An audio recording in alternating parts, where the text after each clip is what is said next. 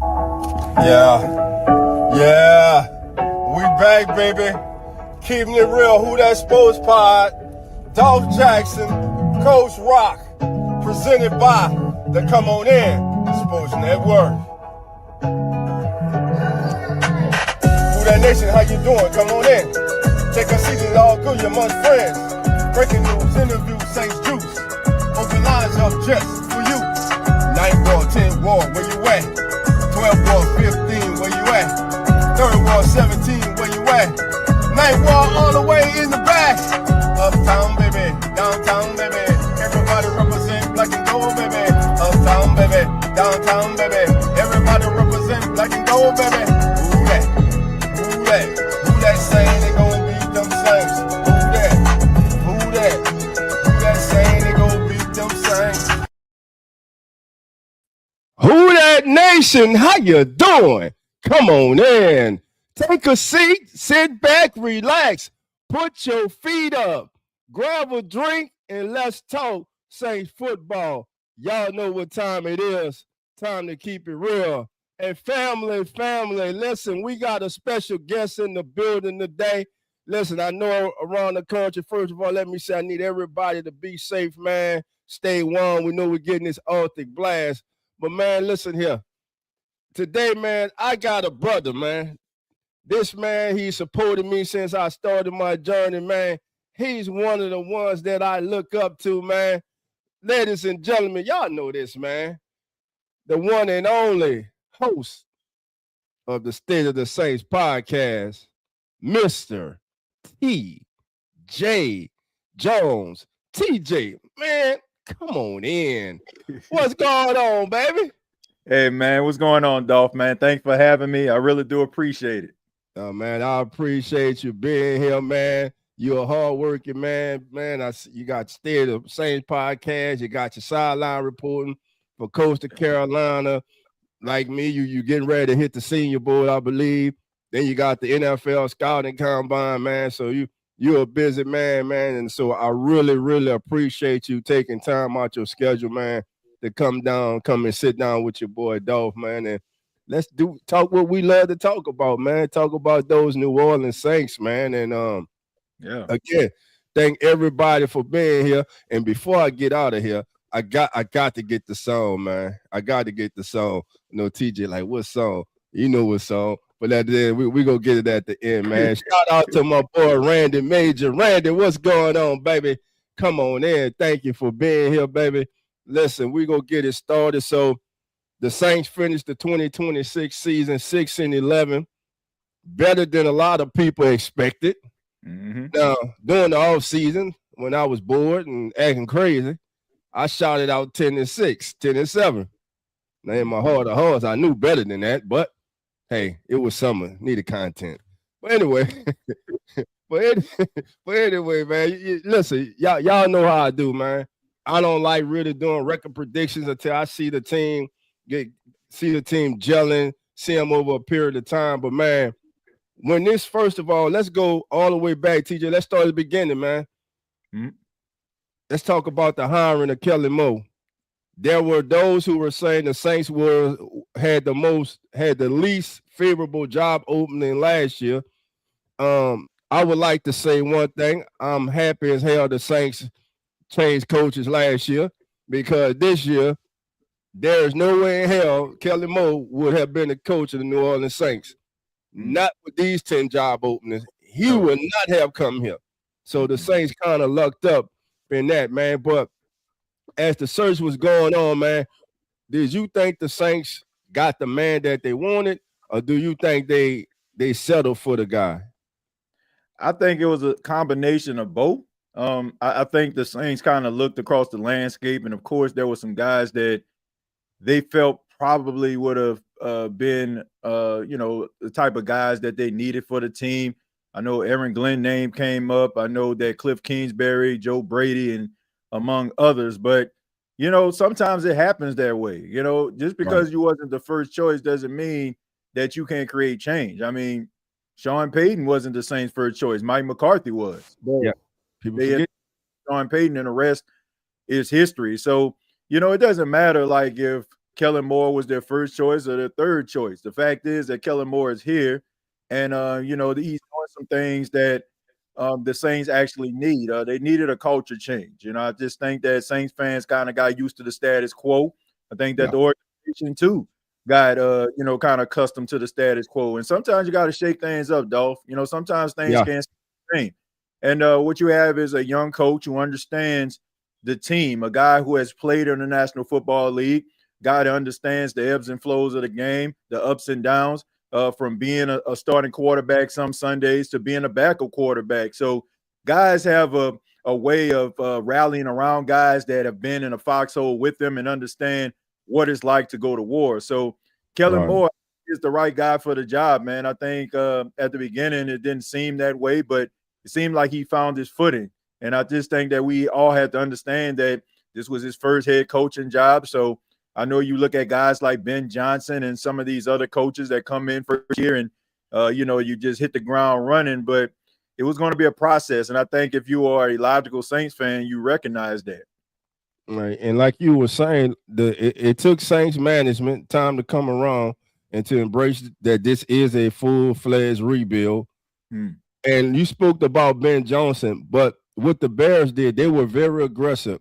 He came in, he identified interior offensive line to protect his young cornerback. They went on and got Jackson and tuned in from the Chiefs.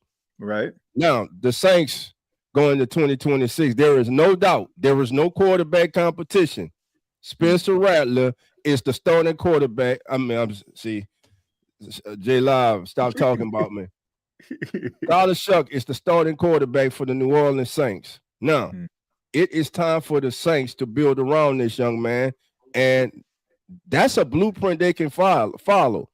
The Saints are soft as Sherman tissue up the middle right now, and especially on the right side, which is a disappointment because you got a former first-round draft pick who was one of the most frustrating players to watch because of his inconsistency, which overshadows the talent that he does have.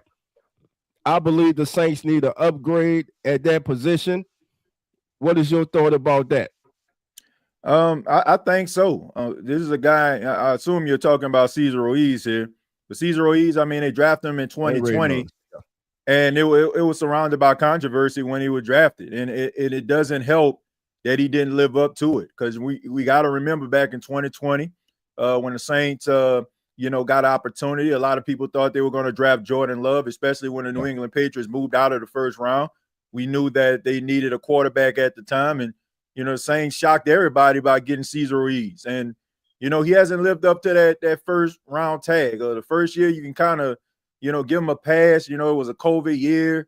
A lot of things that rookies normally couldn't do, but it's just a combination of you'll have a game where he probably plays solid, and then you have another game where he just doesn't look the part. And even Mickey Loomis spoke about Cesar Ruiz in a press conference, and I thought that was very alarming, man. When you start bringing up players and talking about challenging them like out in the open, that's not a good sign. I think the Saints do need to go in a different direction, and I do feel like you said that they need to build around Tyler Shough. Now you need to fix that interior. And you need to improve this offensive line. And also, pretty sure we'll get into it, they need to fix this running game as well. Like, you cannot just rely on what you've seen from Tyler Shough and say, oh, yeah, we got it. Well, you may have it in a quarterback position, man, but you can kill his kid's confidence and the momentum that he has by not putting solid infrastructure around him in order for him to succeed. So I definitely agree with what you're saying. The interior needs to improve. Right. And I don't know if it's a trend now going on with GMs around the league or throwing players under the bus or calling them out in the public. Because you got Buffalo, they just assassinated Keon Coleman the other day, which is, I think his days they are numbered. But like you say, Mickey Loomis did. It was a moment. Mickey Loomis came out and say simply and plain, we got to get Mo. The same thing who Dat Nation been saying for years now. Other than the 1 year when Jory Evans first got here and he had the best season of his career and he got the contract, which seems to be a thing with a lot of these players. They get the contract and their play seems to go down.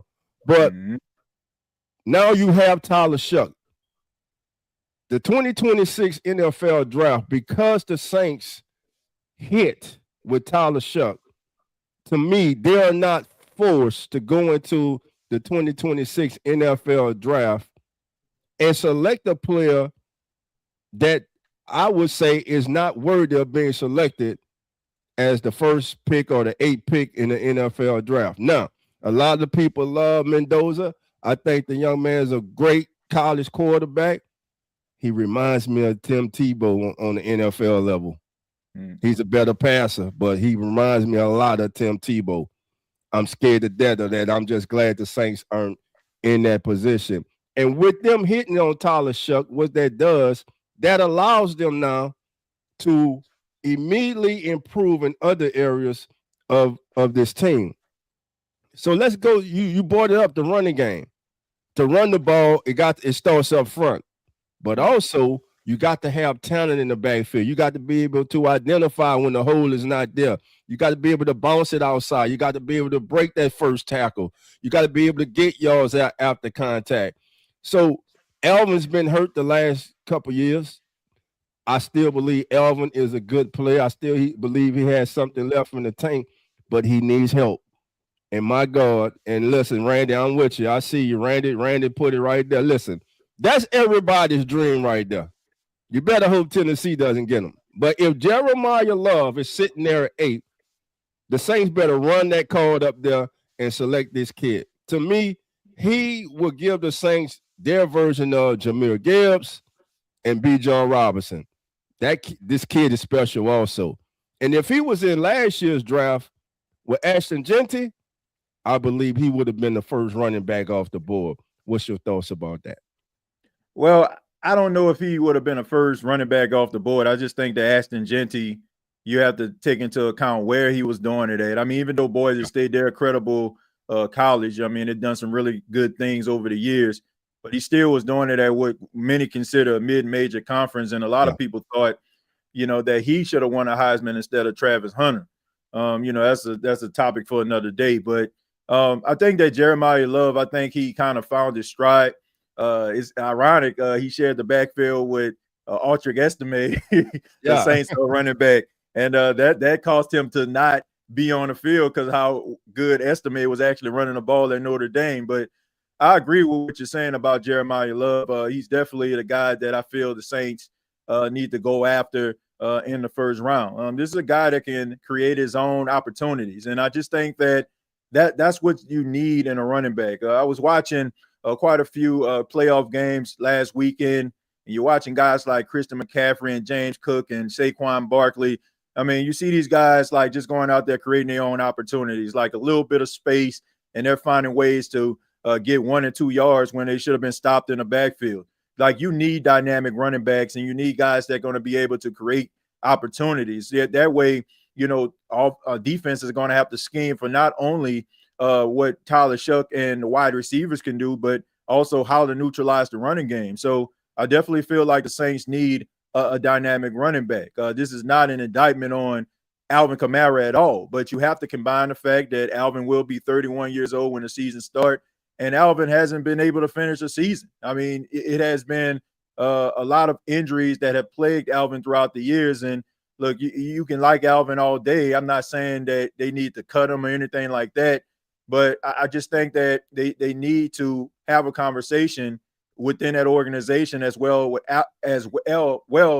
Alvin and try to discuss, what they can possibly do to try to get this backfield going, man. Because, a lot of what Alvin does and made him dynamic, I feel like the Saints kind of shied away from that because they made him such a feature back. But getting a young stud like Jeremiah Love in the backfield alongside Alvin Kamara, a guy that can actually, take him under his wing, I think that would be a really good 1-2 punch. And, I think they will get Alvin a little bit of a rest, when it comes to like down in a season where the Saints are really going to have to rely on that running game.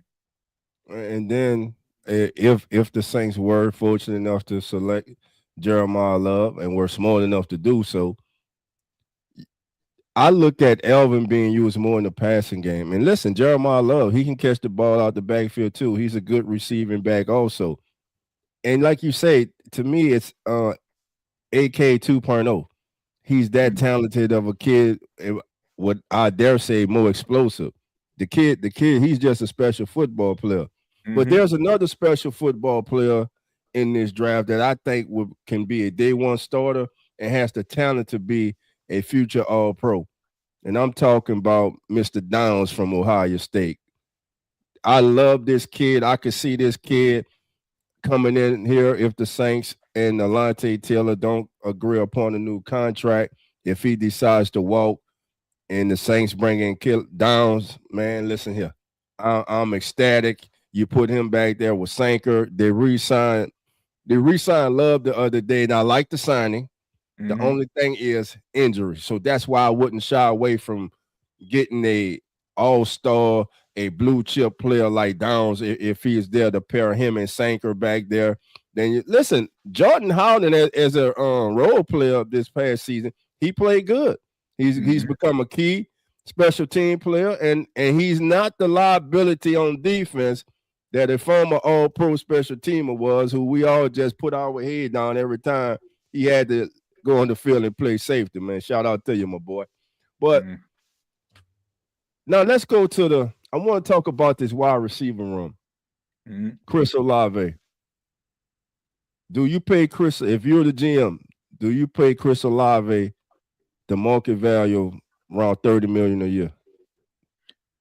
I mean, that's the going price for a wide receiver. You know, it's not about, you know, what you actually could do most of the time. Is about what your value is. Like, if he's valued as a number one receiver, then, you know, it's probably going to get paid like a number one receiver. Now, I think we need to have a question, and we need to have a conversation. Like, what ballpark are we talking about here? Are we talking about making him the highest paid wide receiver in the NFL? I would say no.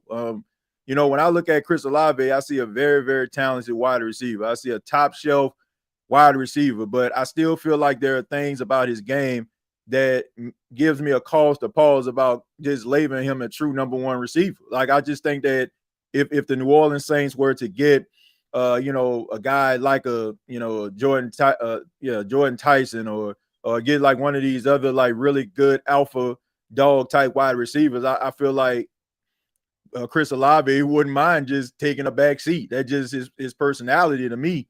But look, I think that he definitely deserves to be paid handsomely. He is all pro. I'm pretty sure his agent is going to take that into consideration. The fact that he played every single game, I think they're going to also take that into consideration.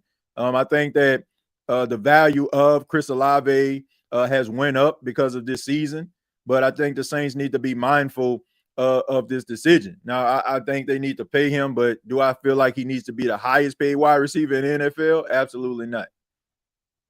Got you. Now, areas that I saw Chris improving this year was with yak yards. That's an area that over the years he was lacking in. I believe he improved in there dramatically. 50-50 balls. When I think about it, TJ, man, for that kid to bounce back and have the type of season he had this year, man, and not only go out there and have a Pro Bowl year, but the kid had an All-Pro year, man. And to me, when you are selected as an All-Pro, you answer the question. You can be a number one. Now, the thing is, who's going to be that number 3 wide receiver? Because I love Devon Valley. I love that trade when the Saints got him. He's that big body receiver that we have been missing since Michael Thomas walked out the building. Right. I'm so intrigued about Jalen Polk. What will he bring when healthy? And think about the trade that they did. This kid was injured, and they traded for him with a look to the future. So there's something that evidently Coach Moore and the staff, they like about this young man, to bring an injured player in, knowing he can't help you this year, but he can help you the following season. So I'm very interested to see how he fits into this thing. And like you were saying, if Jeremiah Love's off the board, if Downs off the board, and Tyson Jordan's there, you better get him. You got to get them. You got to bring in young, talented receivers. Hell, we had New Edition catching a touchdown in the last game, man. We had Ronnie Bell catching touchdowns. Right, for real. Man. I like, damn, Ronnie, Bobby, Ricky, Mike, man. I mean, yeah, for real. Listen, and let's go to Tyler Shough, man. I was watching his interview with Tyron today, man. And I watched also the one with T Stead, man. And I just like this kid. I just like this kid, man. His bravado, man. He got a swag about him, bro. He's a cusser too. So he fits in well. He's a cusser. Yeah. He's a cusser. He likes to cuss. But what the kid has done, man, that some people didn't do, he embraced the city as soon as he got here. Right. He embraced the city, and he's staying in town over the season, during the off season. He's congratulations to him and his wife as they're expecting their first child.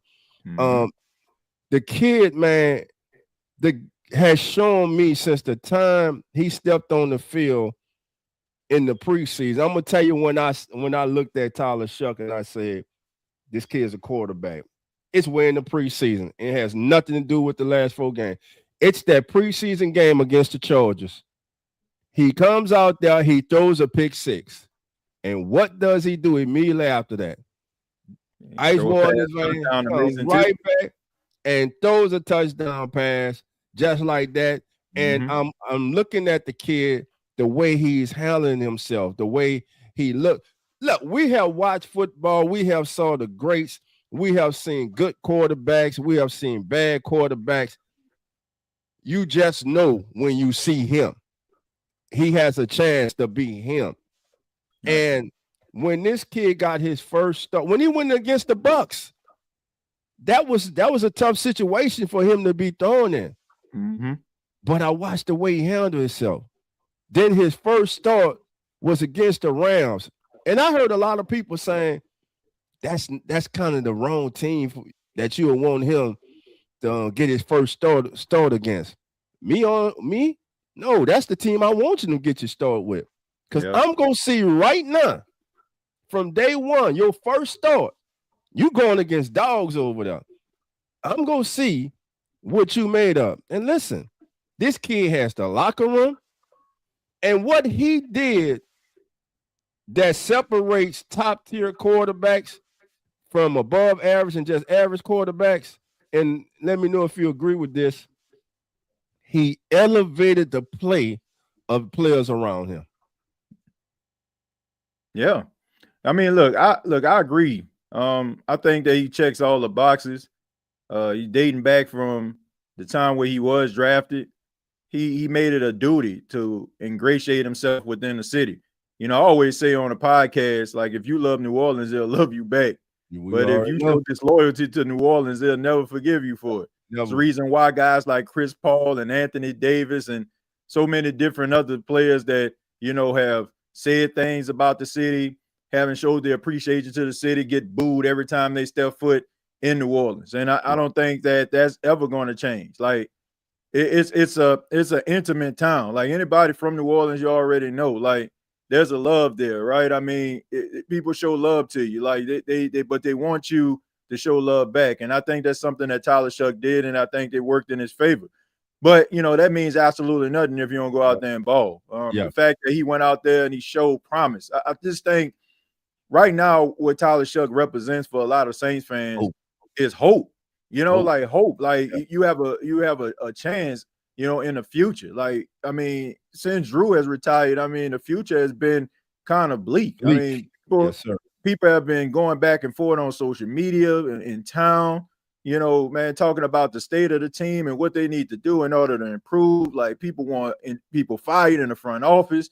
But this guy, you know, it seemed like he just has the opportunity to hold the city together, and people believe in this kid. And, you know, one thing about it, you know, what I like about him too is he is embracing this whole, you know, this whole like hope, you know, like this hope symbol that he has become. Like, he hasn't shied away from it.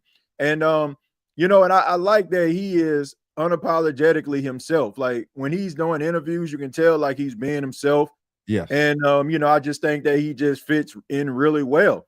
I think that he came in with a different type of energy than I'm going to say Derek Carr came in. Derek Carr came in as if he was the savior of the franchise and did absolutely nothing, to be able to hold up that moniker. But I think that Tyler Shough is doing all the right things, and his teammates believe in him. And I think that he is going to be the guy that leads this team in the near future. And he's also going to be an appealing spot for a lot of free agents. Somebody that's interested in getting the ball, that's going to be a free agent. They probably take a trip to New Orleans because of what Tyler Shough can bring to the table. If you're a defensive player and you feel like all I got to do is do my job because there's a young, promising quarterback on the other side, that might make it appealing to for that defensive player to come to the Saints. So it just opens up endless possibilities for this team. Now, he has to continue to improve. He only started in about 8 or 9 games this season. I mean, you got to be able to continue to improve. You don't want to be like, a long laundry list of guys who have had really good rookie campaigns but couldn't follow up on it. But doesn't seem like that's what he's on. So hopefully he can continue the momentum and get the Saints back to some legitimate football.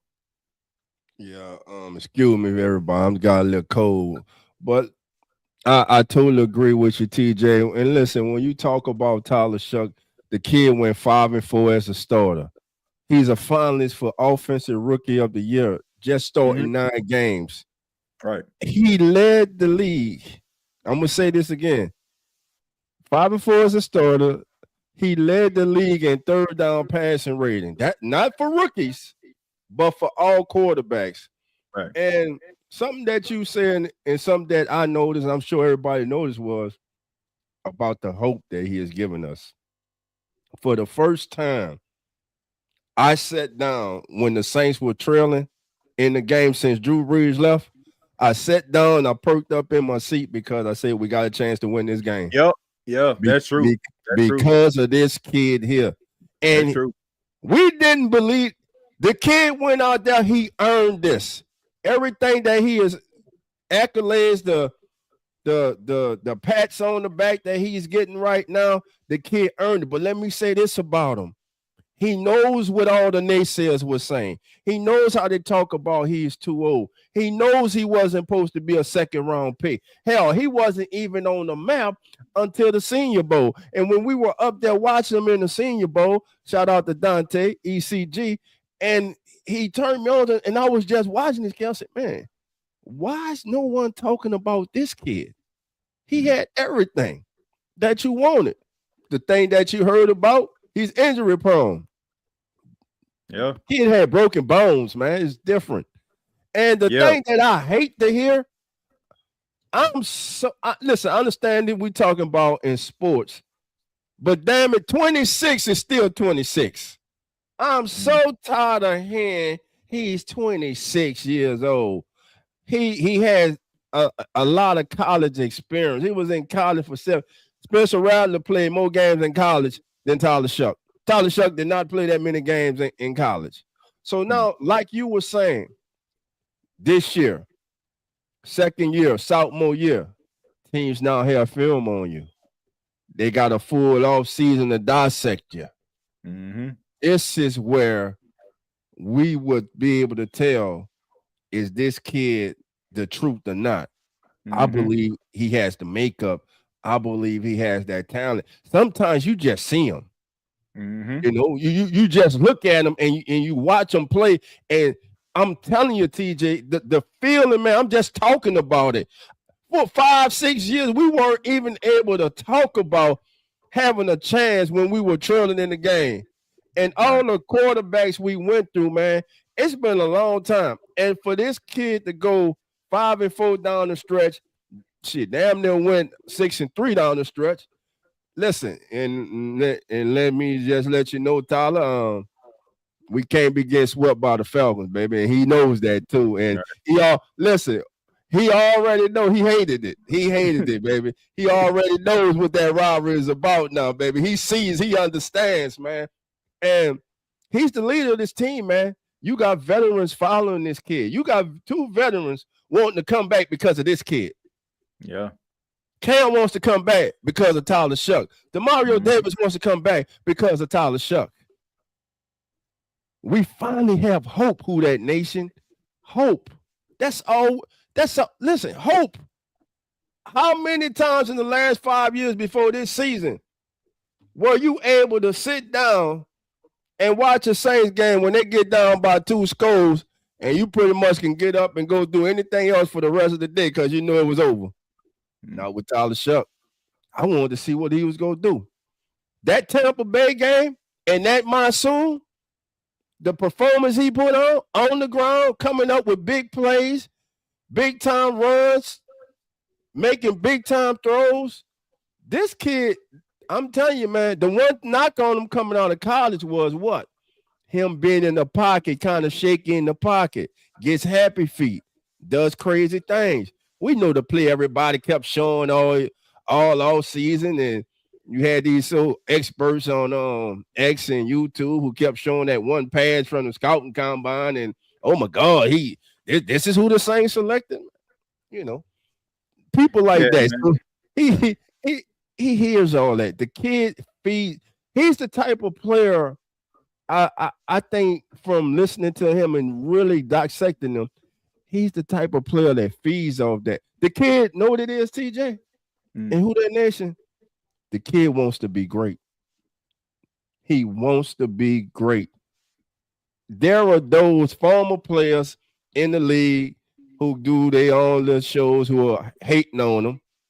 Don't believe he should be in a Rookie of the Year finalist. Don't believe he's that good. But guess what? The only thing that matters is those players on airline highway, that administration, that coaching staff, and this fan base. That's all that matters. Right. Now, let's switch over, man. Let's talk about a room that I believe is in dire straits right now. Despite Juwan Johnson having a career year, we have nothing behind him. Foster Moreau is hurt again. Taysom Hill likely has played his last game as a member of the New Orleans Saints. Do the Saints go into free agency and bring in a veteran to help them in this room, or do they look to the draft? I think they need to do both. I think that they need to draft a tight end, and I think they need to go into free agency looking for a tight end. I mean, Juwan Johnson is the only tight end that's under contract right now. I mean, you have Jack Stoll. He's unrestricted free agent. I think Foster Moreau, if I'm not mistaken, unrestricted free agent. Well, you still got Monteval, who's the rookie.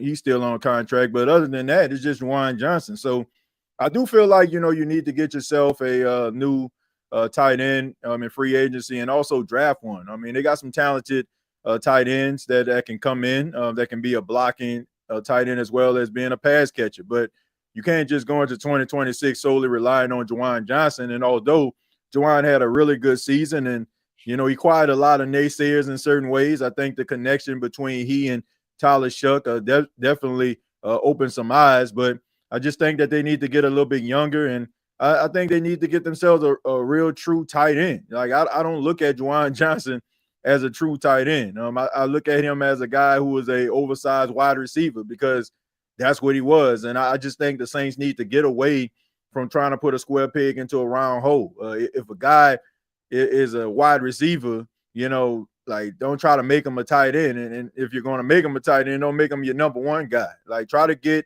a tight end, a guy that can get you those yards after the catch, that guy that you can rely on in the red zone, a guy that you can rely on in the running game. Like, that's what the Saints need to do. And I think Kellen Moore is going to do that. I think he's a smart enough guy to realize that, even though Tyler Shough has found some success early in his career, you can't just, have him just out there without a running game and also supporting cast. So I think they're going to do both. I think they're going to sign somebody in free agency, and I think they're going to draft a tight end probably in the later rounds. In the later rounds. And speaking of Coach Mo, we're going to talk about Coach Mo when we come back. We'll be right back. This is a special presentation brought to you by the Come On in Sports Network.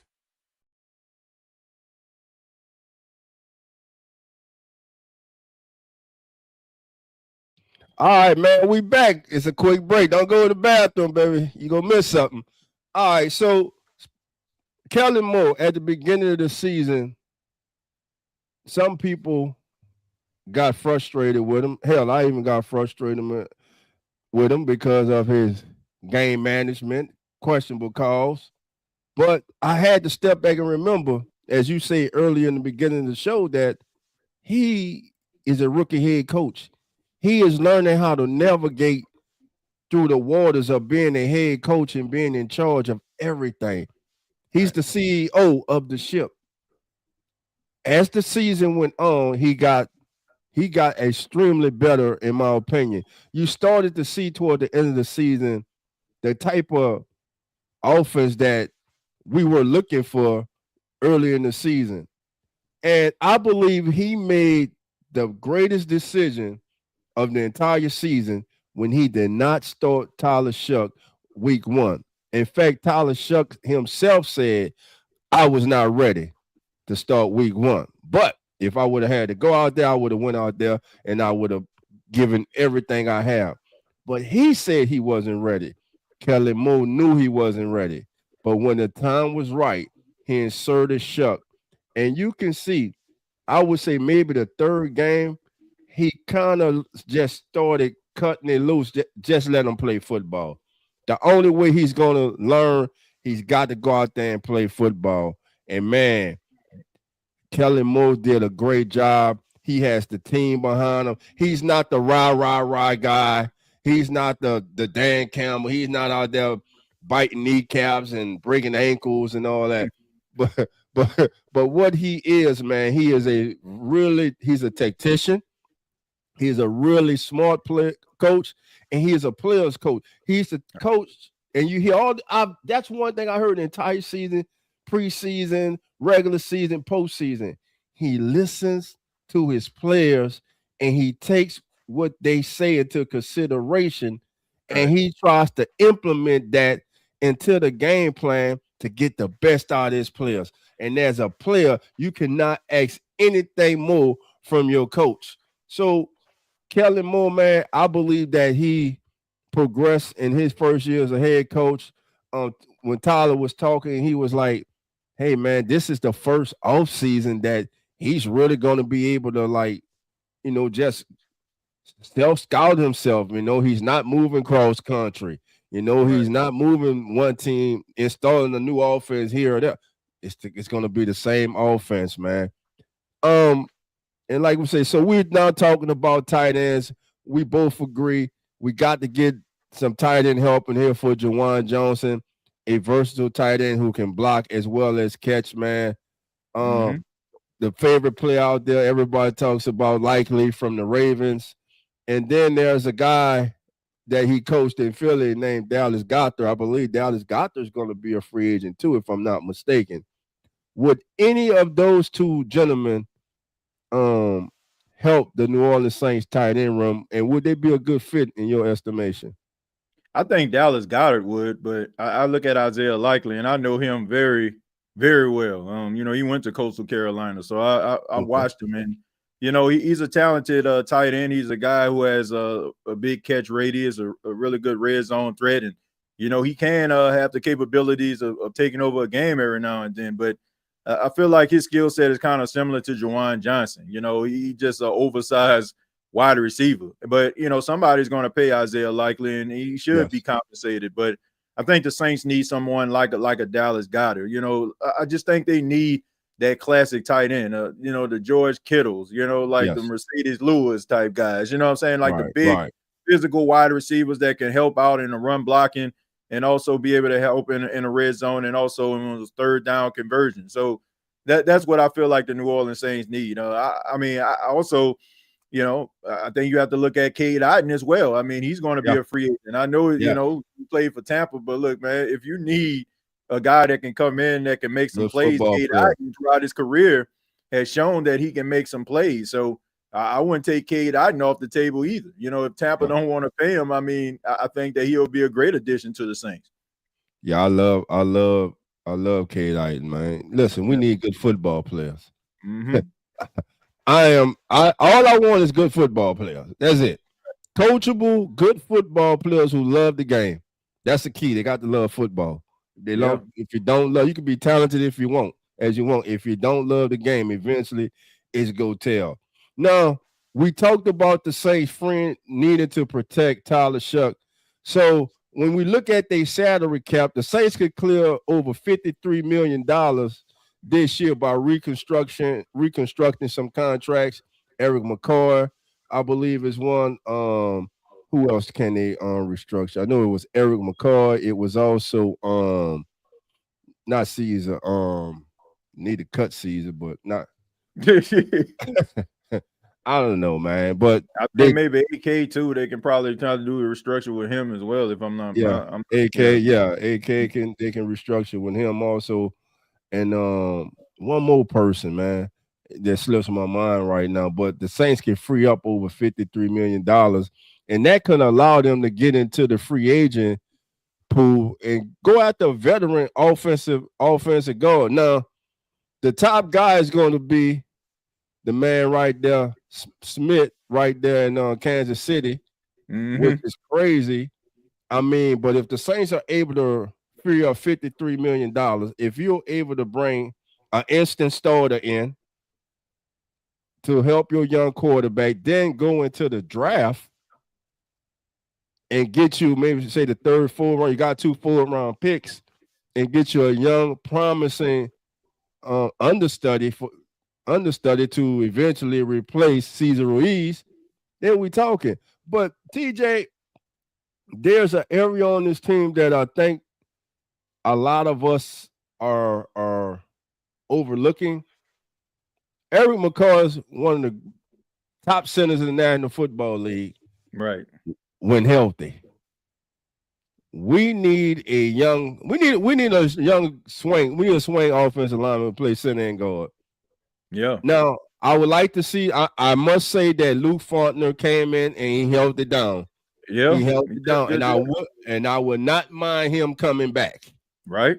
I would not mind him coming back. Now, Dylan Rayons, he kind of disappointed me.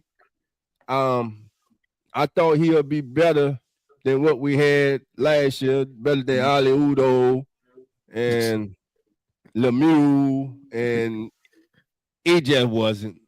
It just wasn't.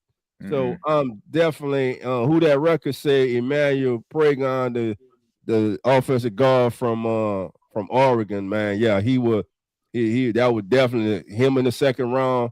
Jeremiah Love and him in the second round. Sign me up for that, man. Sign me up for that, man. But let's go to the defensive side of the ball. Okay, I know we kind of jumping now because I know we pressed for time, man. Defensive side of the ball. Does Danny Stutzman overtake Pete Werner this season? Man. I think so. I think so. I think if you start to look at, how the season progressed and how they just thrust Danny Stutzman into the game, and not just thrust him into the game, they thrust him in there in crucial situations. And Danny Stutzman, he's made of the right stuff, man. I mean, he's a guy that's flying around. He gets in a game very sporadically, but every time he gets in there, you can see the impact. I think we can all look at that game versus the Miami Dolphins when he got that tackle for loss, and it's just something about him, man. He just comes with a different type of energy. Pete Werner, he's not a bad linebacker. I don't want anybody to get that. No, he's not. He's not bad. Like, if the Saints were to move on from, Pete Werner, which I doubt that they will, but he'll have a job and he'll be a starter in the NFL. Like, he's not bad, but I just think that the Saints are missing those sideline linebackers. I mean, you got the cerebral linebackers. That's what Pete Werner and Demario Davis are to me. Like, you can count on them. Like, they know where they need to be, and you need those type of guys on the team. Like, you need the guys that understands what the offense is trying to throw at them and making the right decisions. But I just think that Danny Stutzman, with a really good, solid offseason and keeping his head down and staying focused, I think that he will eventually end up being a starter. I would not be surprised when Demario Davis hangs up the cleats that Danny Stutzman doesn't replace him. Like, I think that he has that type of ability, that type of skill set. I think he can be a 100-plus tackle type guy, and depends on his development. He can possibly be flirting with a Pro Bowl or even an All-Pro. I just think that he's fit of that type of stuff. But, I don't think it's the end of Pete Werner, but I guarantee you in year 2 of Danny Stutzman, he's going to be giving Pete Werner a run for his money. And if he comes in a much better version of himself, in which he showed he is really good in his rookie season, I think that Pete Werner might end up being his backup. Hell, he had 53 tackles in the backup role. So he's halfway to 100. He's over halfway to 100 already. Exactly. So, and this rookie class, man, again, we talk about Shough, man, but he's the icing on the cake. He was the most important. But my God, this rookie class may have, I'm telling you, this rebuild because of this rookie class has been sped up. Yeah. It has been sped up, man. Quincy Riley, Jonas Sanker. And we talking about Tyler Shough. I didn't say Quincy Riley. I didn't say Jonas Sanker.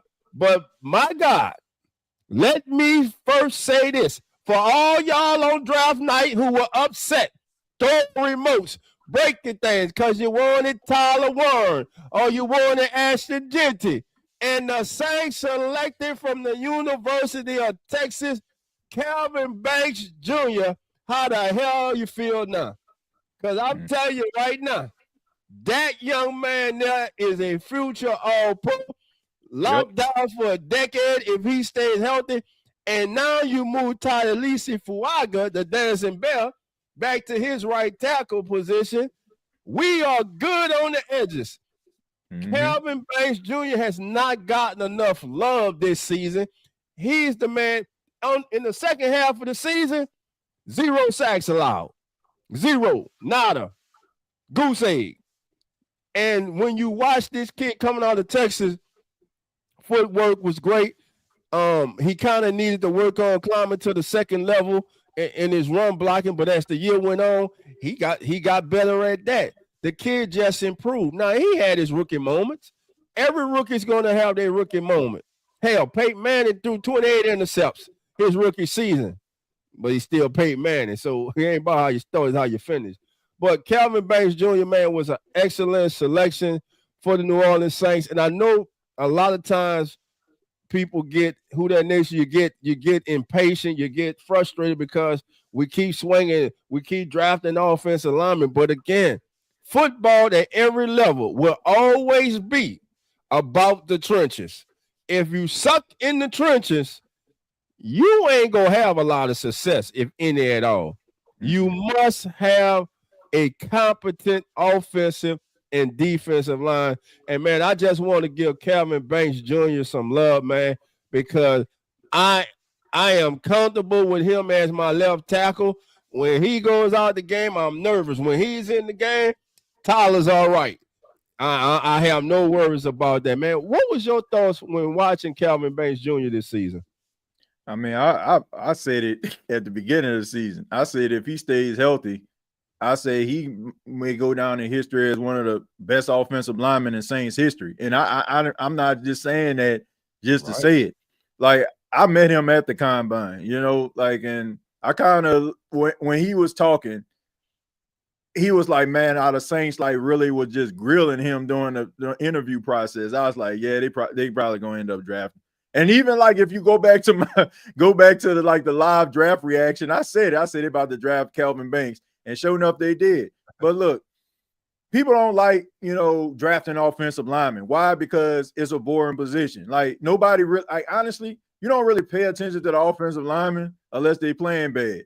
The fact that nobody really was saying anything about Calvin Banks, that's probably the best honor that you can give an offensive lineman, that you don't talk about him.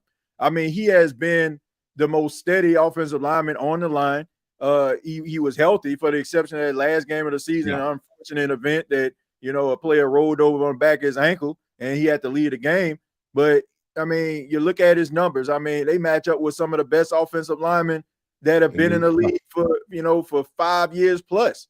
I mean, this dude is the truth, man. And, the Saints have searched desperately to try to replace Teron Armstead. You know, James Hurst, and you know, he tried to bring in Trevor Penning. That didn't work out. But it seemed like you got yourself something special in Calvin Banks, man. This guy just does his job, man. He's a humble kid.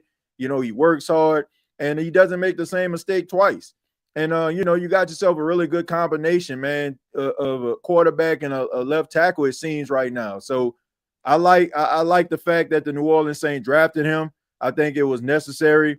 I just think that people just want the flashy, sexy positions, but that means absolutely nothing. It goes back to what you just said. It means absolutely nothing if you don't fix the offensive line. You could have the best quarterback in the league, but if he's getting killed because his offensive line can't protect him, then guess what? You'll never see the greatness in him. They got themselves a really good, talented left tackle, and I think Saints fans should be excited about it.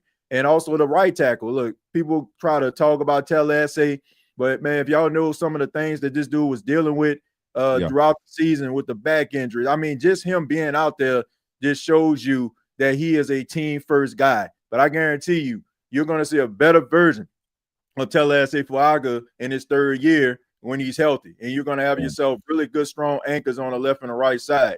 Goes back to the beginning of this conversation, Dolph, is about what we're going to do in the interior, what the Saints are going to do with the interior. And if they can fix that, then I think they're going to have themselves a really good offense. And if Tyler Shough can build on that momentum, they probably be messing around and flirting with an NFC South title and a playoff berth, something we haven't seen since number 9 walked into that tunnel in that divisional round against Tampa. Yep. And, man, Tallahassee Fuaga, man, when I watched that kid at the Senior Bowl, man, he locked up everybody he went up against. Everybody. I'm talking about the top pass rushers coming out, the kid from UCLA, Latu. Man, he just it was unfair what he did him. It was unfair. Draft stock went because Tallahassee, I'm telling you, I knew it. I came back after the Senior Bowl. I kept screaming. I kept telling everybody, Tallahassee Fuaga, I'm telling you, that's the man. Now you got him. And like you say, he was dealing with a multitude of injuries this season that he was out there trying to play through. And that goes back to a lot of things that I like to say, man. We don't realize what these players have to go through to get out on that field, man. Yeah. You know, we don't see the crawling into the bed, barely can get out of the bed, the pain and everything they go through, they put their bodies through, man. Right. So all we see is Sundays, and that's all we hear about Sundays. You know, they're human beings, man, and they go through a lot. But TJ, man, I want to thank you for being here, man. Thank you for joining me. Look, we got like 8 minutes to go. If you got a question for TJ, please put it in the chat, man. But TJ, I told you at the beginning, bro, I got to hear the song, bro. And you know the one I'm talking about, bro. You know, for those who come late, you know what I'm saying, they might not catch us, baby. What you say, TJ? Give it to your boy Dolph one time, baby. Give it to me one time. Shout out to the Master Show boys and the Master Show. Yeah, bro. Shouts out. Yeah, I like that. Hey, man, I was in the car, me and my son, man, and I turned around. He was back there bouncing. Like, shouts out. I said, yeah. Hey, man. Hey, Dolph, it's just all about entertainment, man. You know, any way I can try to entertain the people that come over to the podcast. I mean, that's what I try to do, man. So, you know, I enjoy, you know, making, you know, the little parody songs and stuff like that. It's all in good love, man. It's all in the name of entertainment. I have nothing but love and respect for those players that lace up for the black and gold and strap up every single week, man. I mean, we criticize when necessary, man, but look, we respect what those guys do, and you know, we appreciate the efforts that they put towards on Sunday, man. We just want to get back to that, back to some meaningful football, man. And you know, I think they're going to get there sooner rather than later. Yeah, it looks like we're on the right path to doing that. And my brother, man, once again, I want to thank you for being here, man. I'm proud of you, man. Keep doing your thing, man. I'll be seeing you on X hollering at them haters, man. I just be dying laughing, man. Oh, man. You know, man. Listen, I love when you hear them, man. I'm certified, baby. You know what I'm saying? Check my man, like, baby. You know? I don't know, man. It just seems like, because you see like certain people, and I guess they familiarize themselves with the team. They just like, oh man, you just a fan. But I'm like, man, I put in a lot of work. Yeah. I do a lot of things that a lot of people don't really see. Like some of the places, and that they see these reporters and and all these other people that they admire. Like I'm in the same spot, and to be honest with you, man, like I bust my ass to be in that spot. So yeah, I take it very personal, man. I take it very personal when people just label me as a fan. Like, man, look, I am a credentialed member of the media, and I just do it different, man. Man, you seen this big debate, with the Jacksonville Jaguars reporter and people talking about what a reporter is supposed to be and all that. Man, I don't fall into a box, man. It's the whole reason why I decided to do podcasting in the first place. Like, I don't want to fall into a box. I don't want to be like everybody else. If I want to be like everybody else, like, I might as well don't do it at all. Like, what makes me different from everybody else? Right. I love the Saints. I was born and raised in New Orleans. I don't think that just because I have a love for the team don't mean that I can't take, I don't have journalistic integrity. And I just think that's ridiculous for anybody that feels that way. So, yeah, man. I mean, shouts out to you though, Dolph. I see you doing amazing things, man. You're gonna be at the Senior Bowl, and you're out here, and grinding and stuff like that, man. And that's what we need, man. You keep on doing what you're doing. Appreciate it. We appreciate your efforts, and we appreciate the content that you put out as well, my brother. Man, I appreciate it, man. That means a lot coming from you, my brother. And listen, man, we got about 4 minutes, man. Y'all see the shirt, man. Shout out to my brothers, man, on the Come On In Sports Network, man. Again, we will be back at the Senior Bowl. It's a big honor, man. Looking forward to it.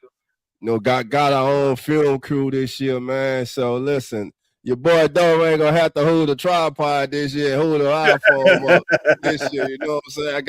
I got some professionals with me this year. I got the team with me this year, man. So shout out to New Era Media and my guy Brandon, man, who gonna make that trip with me, man. Looking forward to it. This is his first time. He's excited, man. Really good guy, man, and he's part of that Come On In Sports Network family. Again, this is the great, the one and only TJ Jones. You can find this man on YouTube, Bleacher Report, NFC South Roundtable, sideline reporter for Coastal Carolina during the season, man. He's a great husband, great father, man, and I call him a friend, man. He's a really good friend, man. Anytime I call on that man, he's there for me, man, and listen, I might be a little older than him, but guess what? He'll drop that wisdom on your boy, dog, man. I really appreciate him, man. And again, my brother, thank you for taking time out your schedule, man. Tell your beautiful wife I appreciate it, man. I just saw y'all. Didn't y'all just have an anniversary? If I'm not mistaken, that was a birthday. Her birthday was last week, man. Yeah, man. Happy birthday, man. You know what I'm saying, man. That's hey, bro. Like, man, there's no me without her, man. That's my motivation. Her and my son.